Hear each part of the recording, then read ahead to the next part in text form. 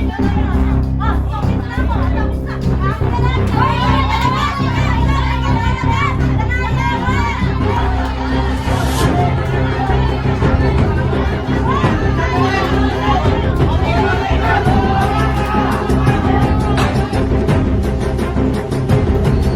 mo mga kabaro. Sir. Assemble daw mga body, sabi ni Chief. Mga body, pinapatawag tayo ni Chief.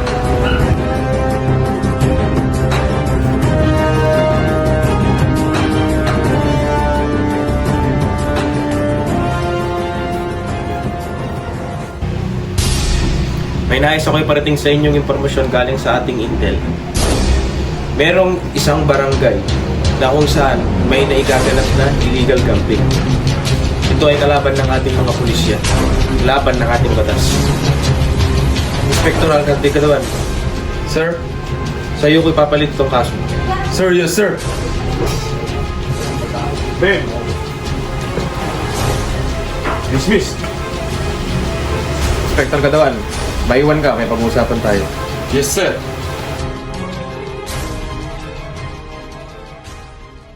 Inspector Kadawan, Sir, meron tayong bagong sitwasyon sa Barangay Libido. Meron ditong nagaganap na illegal gambling galing sa ating informant na si Juan Evo. Ayos kong kitain mo siya. sir, yes sir. Dismissed. Teka lang, Inspector. Patawagin pa natin. Sir, si Juan Evo to. May nakuha akong bagong impormasyon. Magkita tayo sa barangay dito. Sige. Inspector Kadawan, Sir, puntahan mo si Juan Evo sa Barangay Libido. sir, yes sir.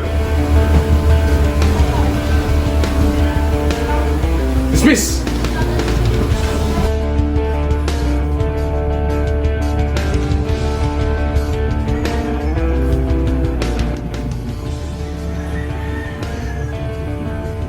Hello, Juan Evo. Ako si Inspector Kadawan. Pinadala ako ni Chief dito. Sumakay ka na lang dito sa green na sasakyan sa gilid ng kalsada.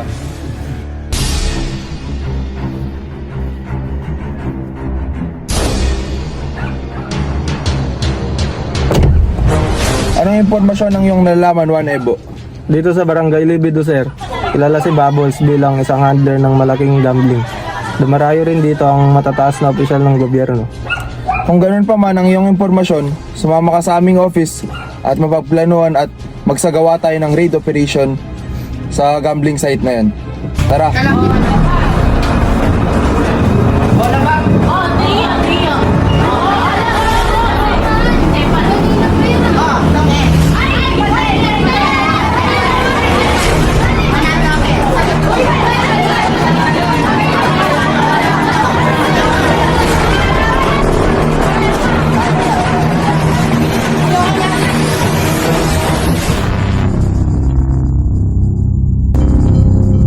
Makinig kayong lahat, mga inspektor. Ito nga ako pala si Juan Evo. Siya ang ating intel. Sa kanya natin nalaman na meron nga ako talagang nagaganap na illegal gambling sa Barangay Libido, Purok 3. Makinig kayo sa kanya kung anong ibabahagi niya. Listen up, cadets! Sa aming barangay, kilala si Bubbles bilang isang handler ng malaking illegal na gambling. At sa lugar na ito, marami akong nakikita ang mga matataas na opisyal ng gobyerno. Based sa nakalap na impormasyon na binigay ng ating intel, narito tayo upang planuhin. May dalawa tayong plano sa pagpasok sa gambling site na to at plano pa upang makapasok ang ating intel na si Juan Evo at makalap ng mga impormasyon, idea sa gaganapin natin na raid operation. O makinig kayong lahat, mga inspektor. Ito ang ating plano sa pag-rate kay Miss Bubbles na nakabase ang ating plano dahil sa binigay na impormasyon ni Mr. Juan Evo. Ngayon, ito po ang gambling site. Ito po ang galing ng highway at ito po ang galing ng probinsya. May palengke. Dadaan po tayo sa maliit na eskinita nito para makapasok po tayo sa likod ng kanyang bahay. Hindi po tayo pwede pumasok dito ng easy entry. Tayo po ay makikita ng mabilisan ng mga kilalang gamblers na ito. Si Miss Bubbles na po pala ay madaming kilalang bodyguard doon. Hindi niya basta-basta ito mga bodyguard, ito din ang kanyang mga players na naglalaro din. Sila ay nag-serve bilang surveillance team ni Miss Bubbles. Kaya hindi tayo pwede mag-basic entry, hindi tayo pwede pumasok ng gate. Kailangan na natin pumasok sa maliit na iskinita, umakyat sa mga monoblock sa likod ng bahay niya, at pasukin ang kanyang gambling site. Kung saan man ang kanyang red room, doon po tayo papasok. Understand? Sir, yes, sir. Any concerns? None, sir. Very good. Then we will move on to our next discussion. Sigurado na marami sa inyo ang nag-iisip kung paano nga ba natin i-block lahat ng exit sa gambling site ni Miss Bubbles. Meron akong plano para dyan. Gamit ang ating photographer na si Inspector Dumalyan. Dahil nga siya ang nakakalam ng buong area at siya ang nag-surveillance para sa atin, bukod kay Mr. Juan Mero, siya po ang mag-guide sa back area ng area ni Miss Bubbles. Okay. Ang magbubloke ng front entrance ng area ni Miss Bubbles ay ang Team Alpha led by Aldrin Katawan. And sa back entrance naman, ang maglilid ay si Miss Inspector Jasmine Dumalyang. Ngayon, meron tayong intel sa loob ng area ni Miss Bubbles. Tawag doon nating gambling area. Yun nga ako pala si Juan Epo. Ang kanyang t-shirt ay merong nakadikit na microphone kung saan marinig ni Inspector Batag lahat ng pag-uusapan nila dun sa gambling area. Listen up! Ito ang gagamitin natin para sa raid. Meron tayong 2 burner phones at meron din tayong walkie-talkie. Meron tayong M16, meron tayong Beretta, meron tayong Colt 45 at meron tayong Smith & Wesson. Ang M16, ang hawak nito ay si Inspector Batag.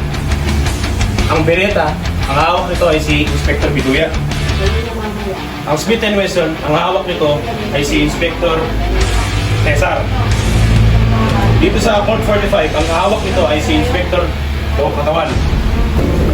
Ang hawak sa ating dalawang burner phone ay si Inspector Dumalyang at si Inspector Kayla Almasan. Understood? Sir, yes, sir. At isa pa, huwag natin kakalimutan. Do not engage if you are told to engage by our intel. Siya ang magsasabi sa ating kung kailan tayo sasabak. Understood again? Sir, yes, sir.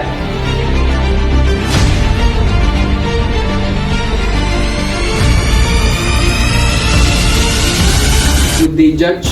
Ako nga pala si SPO3 Justin Biduya of Bilibido Police Department, and narito ako upang mag-hain ng warrant sa isang kriminal na amin pong minamanmanan, and nais po ng aming unit na Crime Investigation Detection Group na mahuli ang kriminal na ito dahil sa mga illegal na gawain nito sa kanyang nasasakupan. At narito po ang mga posibilidad na ebidensya na aming nakalap sa aming pag-e-imbestiga dito.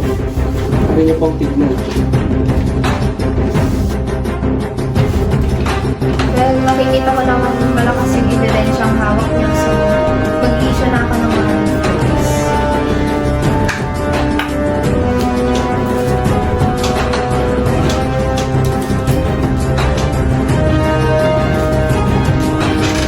Thank you so much, Judge.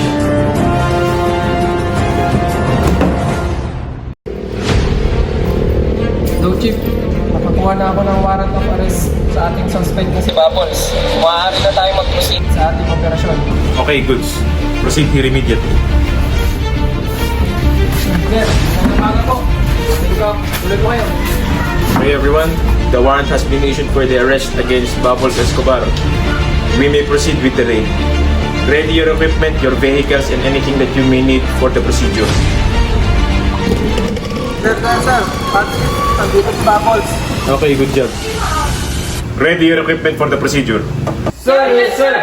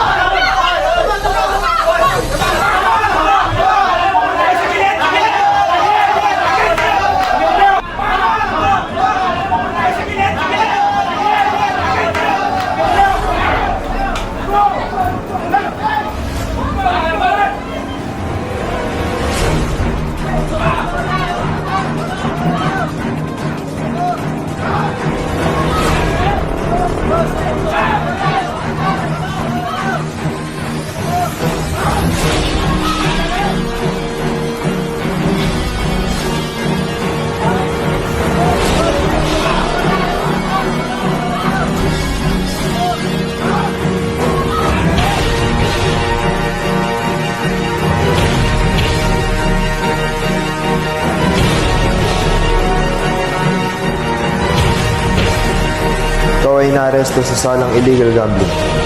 Ikaw ay may karapatang manahimik o magsawalang tibo. Naman ang iyong sabihin ay maaaring gamitin o laban sa iyo sa anumang hukuman. Ikaw ay mayroon ding karapatang kumuha ng abogado na iyong pinili. Wala kang kakayahan, ito ay pagkakaloob sa iyo ng pamahalaan. Naunawaan mo ba ito?